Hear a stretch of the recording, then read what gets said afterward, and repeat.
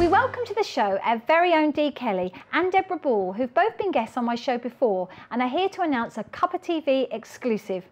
Debra Ball will be the very first subject of a new TV series presented by Dee Kelly. This will be filmed here at Big Centre TV. Guys, welcome. So we've got Dee, Debra, and welcome Paul and Dave. How exciting is this? Do you know, it is really exciting. Yes. Because obviously it's a new TV venture. Absolutely.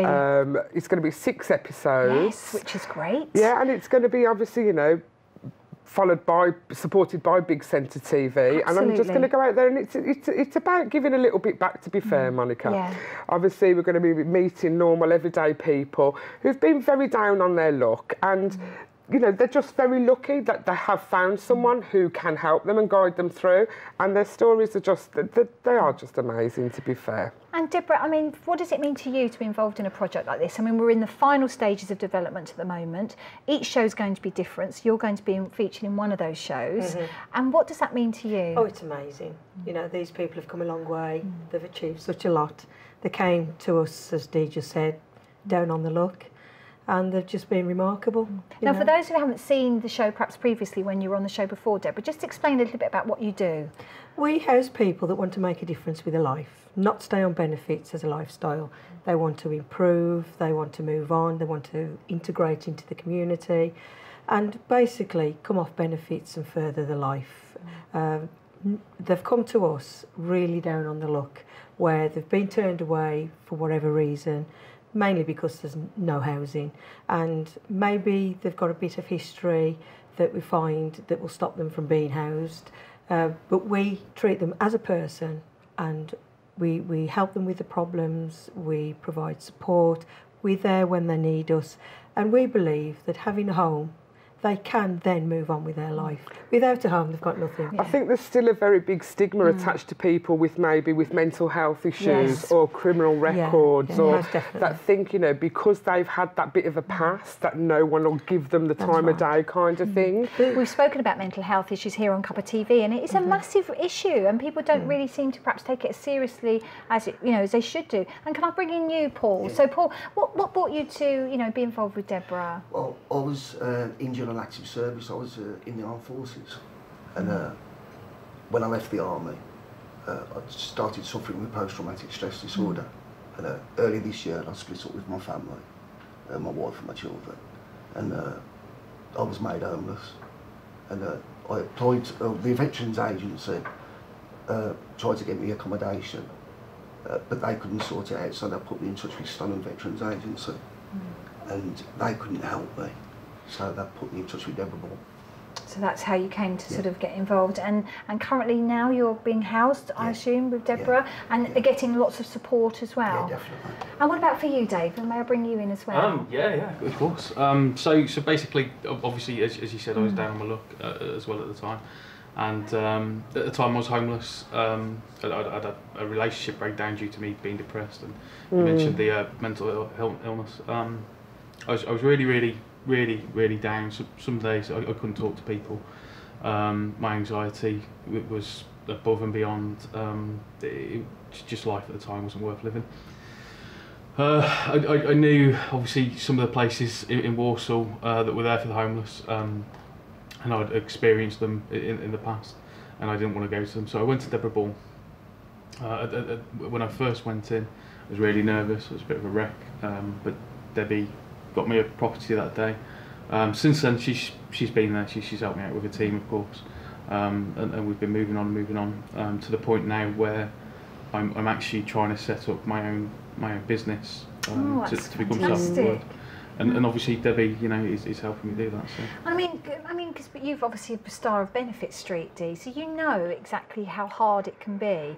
Because people have watched you and watched you progress, you're no longer on benefits, and they've watched you progress. And do you think there is still a stigma attached to all of that? There is completely. I mean, the difference with us is that I think because you're constantly being blocked and constantly being turned away and constantly being felt that you are the lowest of the low, what made us so special is that we all helped each other. But not everybody's got that. I mean, you've gone from sleeping on the canals, Paul. Do you know what I'm saying? It's like to wanting to kill yourself.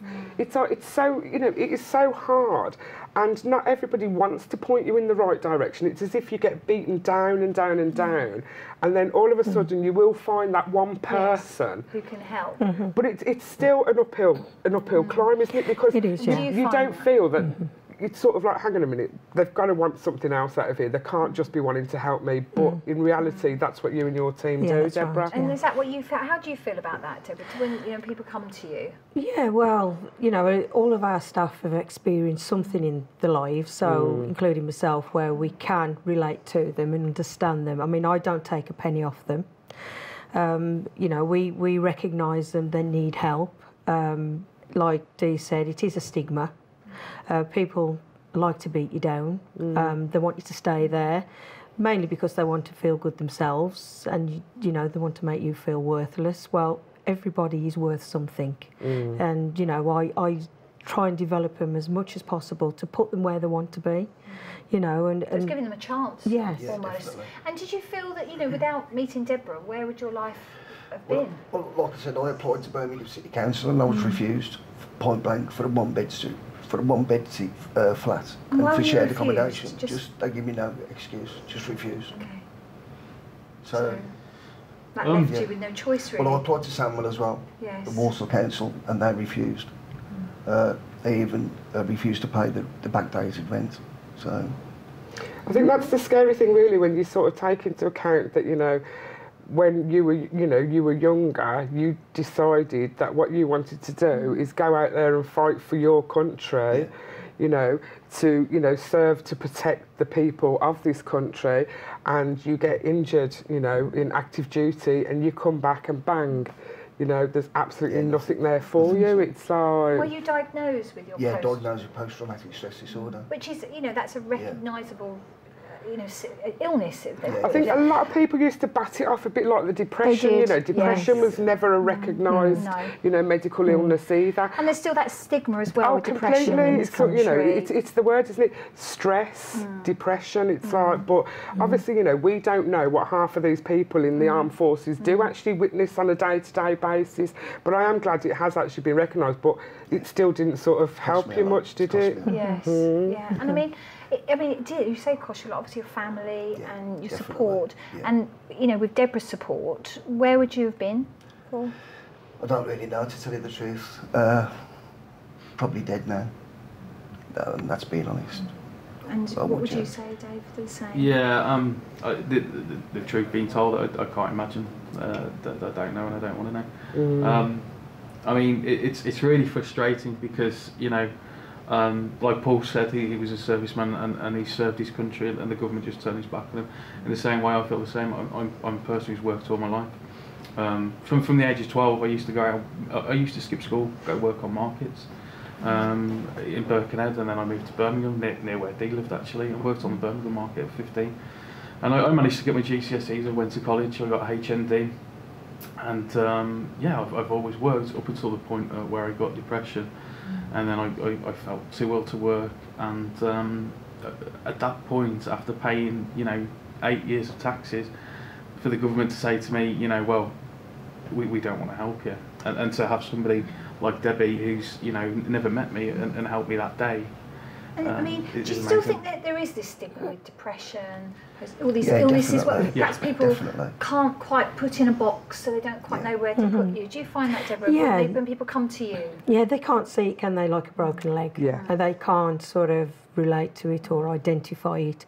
You know, you've got people making assessments that are not qualified, you know, whether they're entitled to something or not, whether they're entitled to housing, because they're not a medical person normally that make those assessments for housing.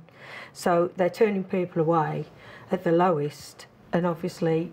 On appearances, basically, isn't it? Yeah, and background, like you've touched upon. Would you find that quite shocking, Dee? Do you know, hand on heart, I'd like to, no I don't, and that's the, you know, that's the scary thing, is that, you know, I think I'd be more shocked if I did find it shocked, because I think that's just how society is nowadays. It's like a whole different sort of checklist now, isn't it, to fill in criteria, but there's just so many people out there that are, you know, that haven't found people like the Debra Ball Association just yet. Yeah. Mm. They will do now.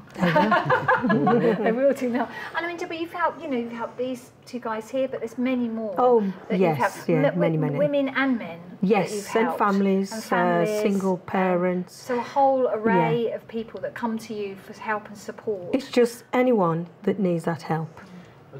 You know, every time you go into the office, you have to pop in, obviously, and say hello every now and again in the town. Well, of But course. there's always somebody in there. There's always somebody helping them. Yeah, it's really And the backup as well, you got backup 24/7, you know, they'll phone you every week or they'll pop in, I mean, making appointments and that, you've always got someone there, That's always. brilliant. Well, guys, we're going to take a quick break now, so hang on there just for a minute. So come back and join us again just after the break.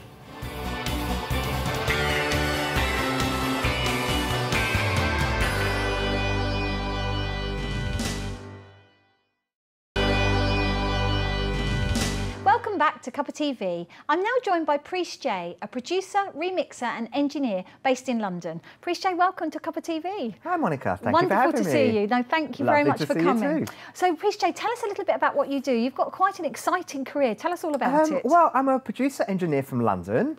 I've lived in London pretty much all my life. I was the former owner of Stoneham Recording Studio in Shepherd's Bush.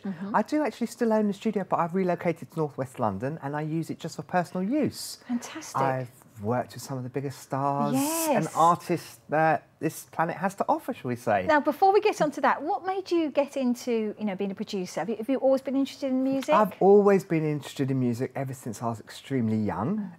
Started off as a little bit of a DJ and then just grew into the production of making music. And what is it that you love about the production of music? I just love music. I love the soothingness of music. I love the energy you get from music. And with the production side of it, it sort of taps into my personality with the problem-solving side of it. And when you're you know, working with different artists, do you work with all sort of different artists and different genres of music? I do. I've done everything. The only thing I haven't actually done is country music, but I've pretty much worked on everything, including international sounds as well. Fantastic. So tell us about some of the stars that you've worked with, Priest J. It's difficult to say stuff about people Yes. you work with, obviously, because the confidentiality. Yes. But I've worked on sessions with people like will.i.am. We did, for Rihanna, we did the SOS and also Umbrella for the UK shows. So they needed some re-edits done. They came to us in our studios and we put it all together for them. Fantastic. And when you're working, do you work with is there a team around you, or do you just prefer to work alone? It's generally just myself, and then I have an assistant who does my little bits of running, my little teas and coffees and shop runs and so on. That's right. And do you feel that the music industry is, you know, is it the central place in London, or do you feel, is that why you base yourself in London? No, I'm in London because obviously we moved to London, you know, many years ago. So my family moved to London, so I am a product of my environment, you know. But I mean, Birmingham is here where we are in the West Midlands. Yes. It has a really popular and very good music scene. Have you ever done anything here in Birmingham at all? Not in Birmingham as such, but I did grow up in the Midlands. I used to spend all my summer holidays in the Midlands staying at my family's house, my dad's brothers, my uncles, and they were very much musicians themselves. So they used to always take me to recording studios, and I used to sit in lots of live sessions when I was a lot younger. But obviously being young, you know, in your very early days, you didn't really take it in, but it was actually absorbed by myself. It's something I tapped into very later in my life. So how did you start? I mean, you're a producer. What remixer? So for the viewers that won't actually understand what that is, tell us what that does. Well, tell us what you do. Producer and remixer are generally two different titles. A producer is someone who will have a product and help to bring it to market. So they'll listen to it, they'll see what needs doing, and they'll work on it to get it ready for market. With a remixer, generally somebody approaches us with a set of vocals, and what we would do is we would recreate a new backing track for them. Right, so so someone would come to you with a song. Yes. And then you would say, right, I think it needs to be like this. Yes. Slow, or a melody, or a fast, or a hip hop, whatever. Is that what it is? Yes, and that's what it is. And all big artists have remixes done of their songs. Yeah. I would pretty much say 90% of what you hear out there isn't what's original to how it was recorded, and is generally changed along the way somewhere. Could be by an arranger, could be by another producer, or by a remixer. classic example, Justin Bieber with the new song done by Skrillex. Yes. Justin yes. would have recorded the song in the US. He would have sent it to the guys, the Skrillex team. They would have listened to it and done a completely new remix of the song. And when you're mixing, is that quite exciting? It is, yes, but it is. It can tend to be a little bit of, should we say, slow Chinese torture, because you listen to the same song Yes, a thousand times, yes, and you know, really have to get into detail within the song to make sure the hi-hats are right, and all the way down to the bass, and each frequency is correct and stuff. So when you're doing it, you break the song down? I do. So you break it all down into the different instruments. I do. And then you put it back all together again? I do. So I would literally listen to every single instrument on its own, and then I would tweak each instrument and adjust the frequencies according so they all sit together and complement each other. What did you do with will.i.am, for instance? Well, will.i.am actually called up because he was looking for a place to record, and I was the owner of Stone Rooms. We're actually world renowned, so we had pretty much most A-list artists coming to us at this point.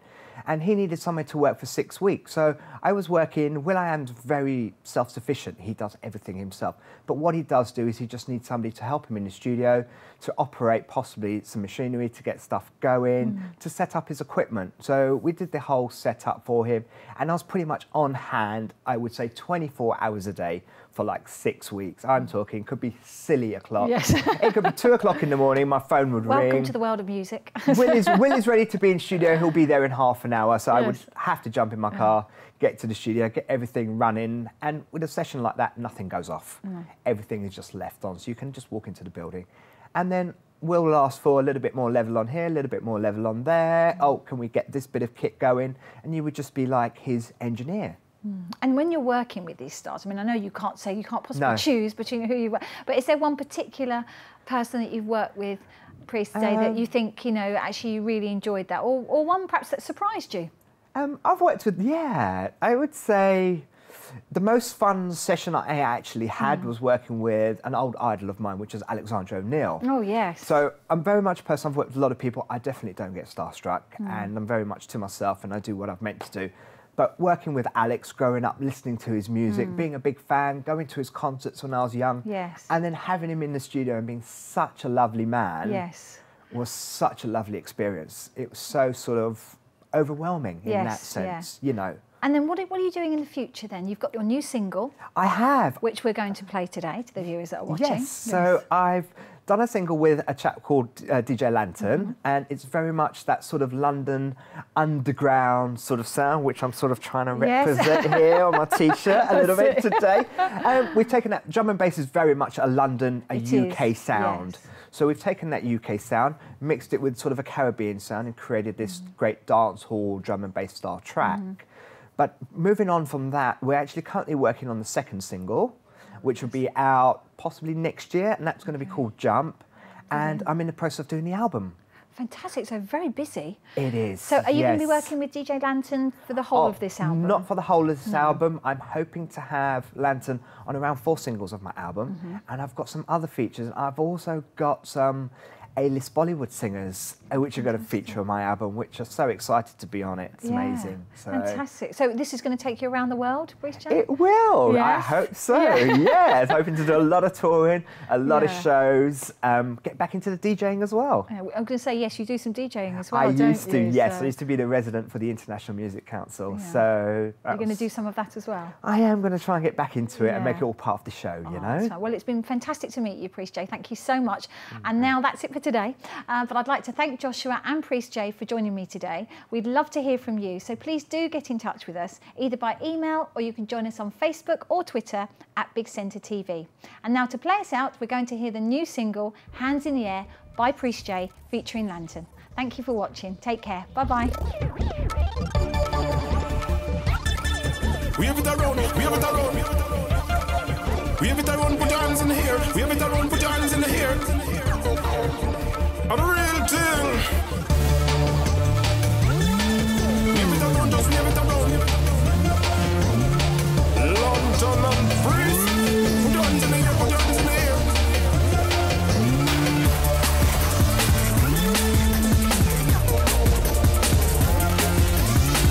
London and freeze. I feel the music. music in my heart and I feel it in my soul. Tell the young and tell the old, tell the rich and tell the poor. This one is exclusive, you never hear this one before. From what up the Himalayas to the shores of Bangalore. Come on everyone, put your hands in the air. Wave it around like you just don't care. Wave it around like you just don't. Wave it around like you just don't care. If you're sick and feeling ill, then the music is the cure. Keep it moving on your feet so till you can't dance no more. Overwhelming joy like a rain, it a pour. You can hear it in the mall, in the shop, in the store. Come on everyone, put your hands in the air. Wave it around like you just don't care. Wave it around like you just don't. Wave it around like you just don't care.